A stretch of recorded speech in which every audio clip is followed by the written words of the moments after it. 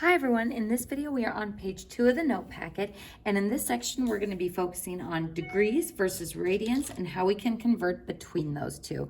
So first, how many degrees are in a circle? 360 degrees. How many radians are in a circle? 2 pi. And how I remember that 2 pi is I think of the formula for circumference, 2 pi r, and the radius in a unit circle is 1. So 2 pi is your total amount of radians. So folks, you can always use this as a conversion factor, or you can reduce that fraction to be 180 degrees for every pi radian. So it's totally up to you which conversion factor you want to use. This is going to yield smaller numbers, and it's also going to help you memorize that a straight line 180 degrees straight across your coordinate plane has the radian correspondence of just pi. So there's one conversion factor you can use, but you can also flip this ratio. So just like there's 12 inches in a foot, you can also say that 1 foot is equal to 12 inches. So 2 pi over 360 degrees is equal to pi over 180. So these are our two conversion factors, and using dimensional analysis or just unit cancellation, you can figure out which way you're going to orient that fraction. So first, a degree is 1/360th of the circumference of a circle, so 360 degrees around a circle, and a radian is the length of one radius of a circle, so 2 pi radians around a circle. So in this first section, we're going to go from degrees to radians. And when I say dimensional analysis, it looks like this. If I have degrees on the top of a fraction, we would want to put degrees on the bottom to cancel out the degree unit and be left with the units that we want. Same with down here, if we are given it in radians over 1, we would want to put our radians unit on the bottom to cancel out with that one. So using cross simplifying is how we're going to get our units to work out the way we want them to. So folks, let's go ahead and start with this first one. 71 degrees, and we want to convert it to radians. So I see 71 degrees, and instead of setting up individual fractions, I like to do a dimensional analysis box. So you multiply across versus showing the individual fractions. It's just kind of a nice way if you're doing multiple unit conversions, which we'll be doing later on. So 71 degrees, and then I say, hey, I've got degrees. I want it to cancel, so I'm going to put my 180 degrees on the bottom, and what's left on the top is the pi radians. I do a double line to show that I am done and that I am crossing off the units that I have, and I'm getting the units that I want. And when we multiply, we go straight across. So just like we would if we had written this in fraction form. So this would give me 71 pi over 180.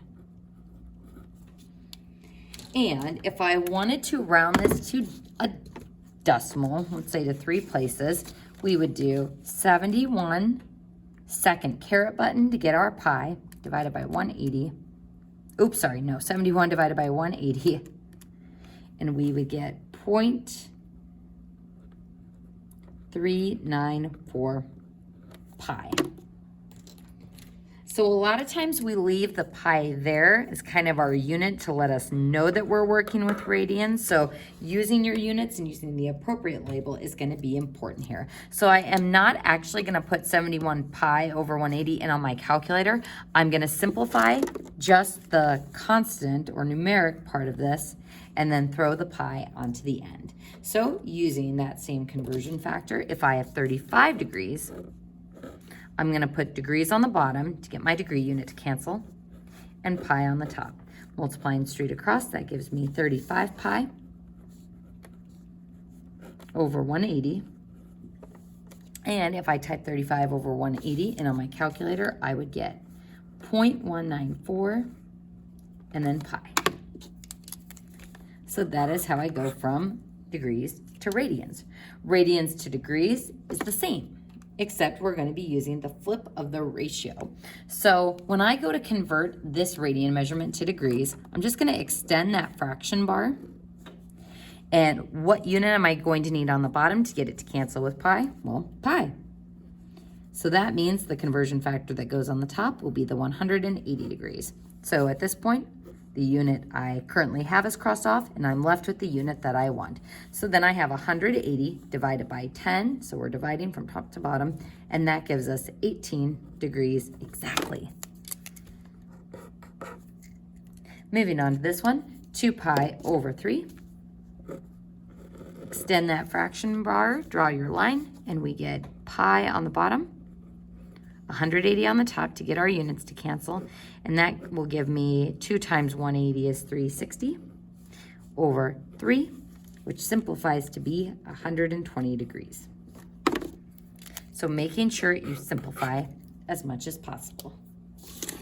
Now for our next section, we're going to be looking at degree and radian mode on the calculator. So folks, first be very, very careful whenever you are using your calculator in the next couple of units. Your calculator is only as smart as you tell it to be, so you're always going to need to be careful that you are checking the mode. So your mode button is right next to the second button.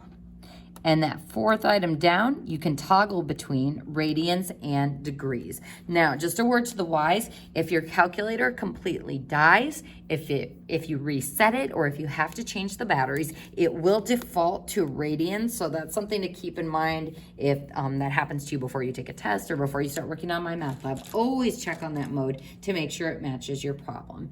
Now, folks, on this first problem, we want to find the cosine of 30 degrees. Now, 30 degrees is in degrees, obviously. So I'm going to go to mode and change my unit to degrees. So if I wanted to find the cosine of 30 degrees, I would do cosine 30, and we would get 0.866.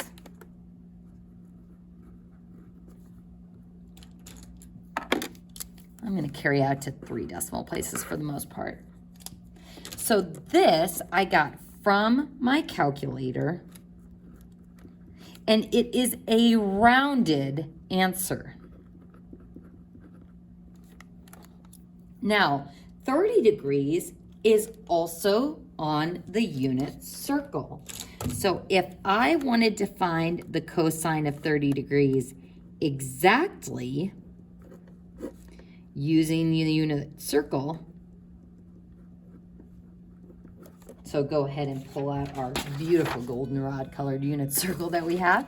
So the cosine of 30, cosine, remember, is the x coordinate of the angle. So there's 30 degrees. So cosine is x over r. So cosine of 30 degrees would be adjacent over hypotenuse, or x over a radius of 1. And that x value is radical 3 over 2. So from my unit circle, I can say that it is radical 3 over 2 exactly. And what's cool about this is we can verify that radical 3 over 2 is correct, because if I type in the square root of 3, arrow over to escape your radical, then divided by 2, we see that we get the exact same decimal. So folks, this is Precalc, and in Precalc, we tend to want to use the exact answer as much as possible. Now, sometimes a rounded answer will be good for if we're estimating, or we want to figure out, what that would be if I was to draw it out, or to measure it if I was doing architecture stuff. But if we're trying to be exact, using the unit circle and using those radical values is going to be your best bet. So you'll need to be careful on My Math Lab to see if it's asking for a rounded answer or an exact answer. So exact answer means using the unit circle. Now, looking at sine of 158, are we going to be able to use our unit circle to help us? No, 158 isn't going by 30s or 45s or 90 degrees. So sine of 158, this is not on the unit circle. So not on the unit circle, which means I don't have any way of finding this answer exactly, which means I'm going to have to use my calculator. So 158, that is in degrees, so let's make sure we are still in degrees. So mode is degrees, check. Sine of 158,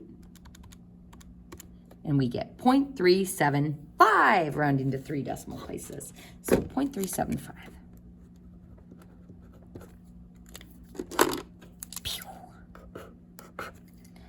Next, moving to tangent of pi. All right, folks, now pi is on the unit circle.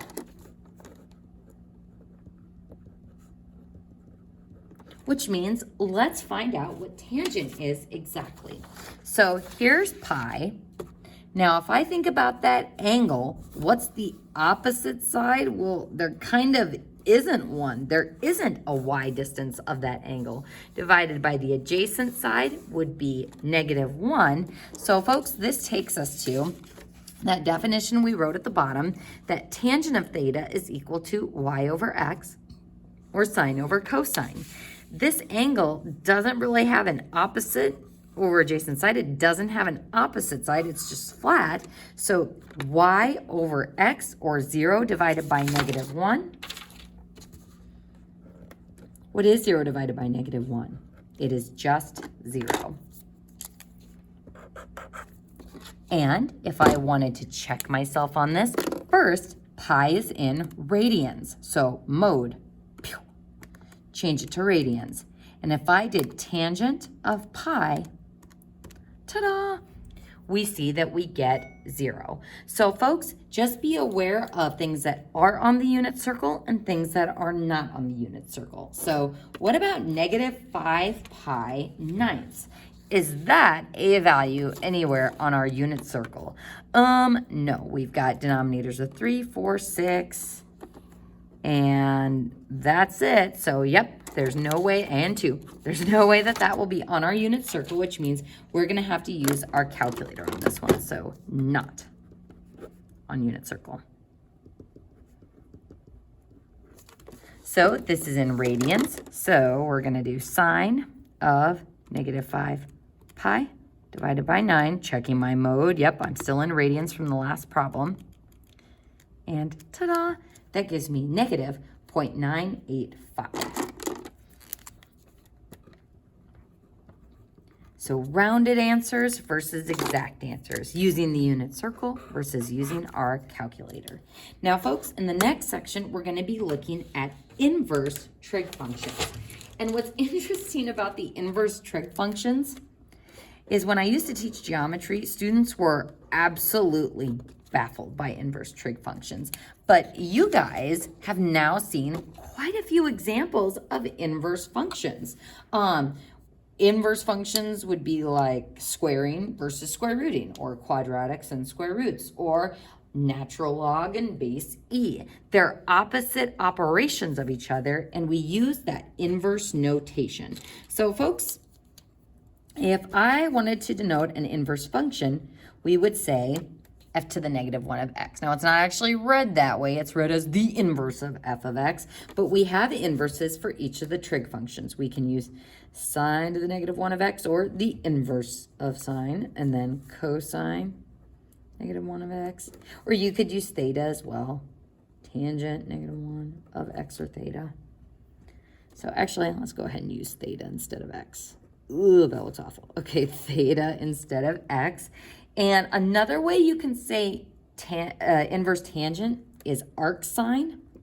Some textbooks prefer arc sine or arc cosine or arc tangent. So that is another way that you can express the inverse. Now, when do we use inverse trig functions? It's when we're trying to break something out of a different function.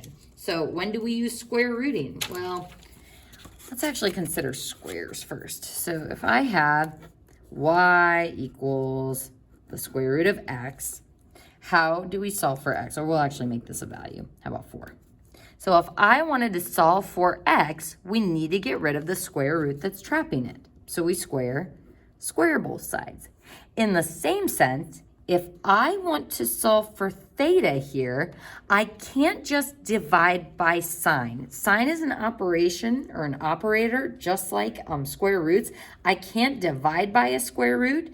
I have to use the inverse operation of squaring. So I can't divide by sine. I have to use the inverse operation of inverse sine. So sine to the -1 is what we are multiplying or taking the operator of both sides. It's not even really multiplying. We're using it as an operator, just like square root, arc sine, or inverse sine. Both sides. Now it says here that we need to be in the degree mode, and that's typically when we're solving for theta. We're going to be looking for a degree answer in this chapter. Later we'll start messing around with the radians a bit more. So if I wanted to solve for theta, I need to break it out of the sine function by using the inverse sine. So theta is equal to the inverse sine of 3/7. So let's check our mode. Make sure we are in degrees. Second mode to quit. And let's do inverse sine, which is second sine. See that sine to the -1 up there? So second sine, 3/7. And that gives me, rounded to 1/10 of a degree, 25.4 degrees. So theta is 25.4 degrees.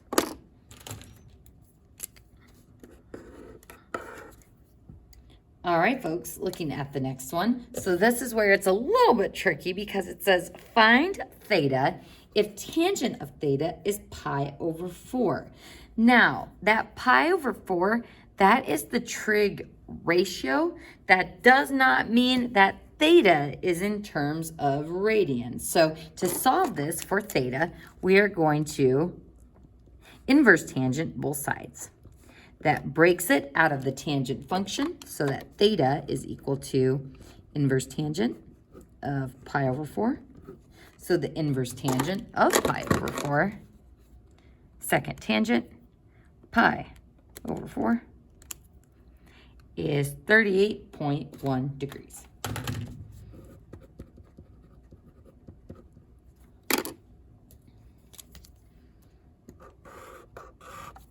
All right, folks, before we do the problems down at the bottom, I want you to write the following note.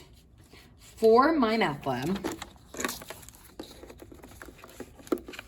unless a radian measurement is exact from the unit circle, multiply the decimal fraction by pi.